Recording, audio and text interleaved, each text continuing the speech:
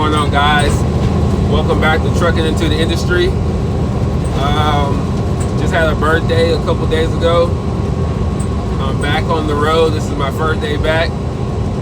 I was thinking, like, the question would be, will self-driving trucks survive in the coming years?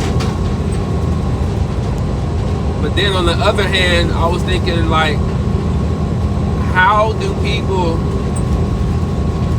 with chronic illness or chronic pain survive in this life? Both of those questions are very difficult to answer. But from, me actually being a CDL holder or truck driver, it's all data. And for me, that's actually been through chronic pain, say since maybe 9-10 years old. It's all data.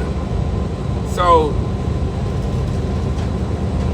it's things that you pretty much find out as you go and as you mature. So, will self-driving trucks have wrecks and things like that? Possibly. Will a person with chronic pain or illness have days where they're unable to go to work? Possibly. But over time, you learn, your limits, and you also learn when you have to go harder some days than others. So it's all within the data.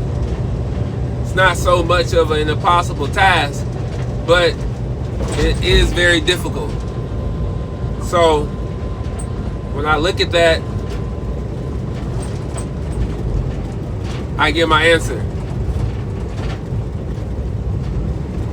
You definitely have to go out there and give it a shot, though. I tell you that. But that was just the thought I had.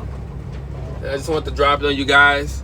And yes, I am hands-free with my device, so I'll answer that question as well. But I just wanted to go ahead and drop that. I just had it on my mind. So I get with you guys later on.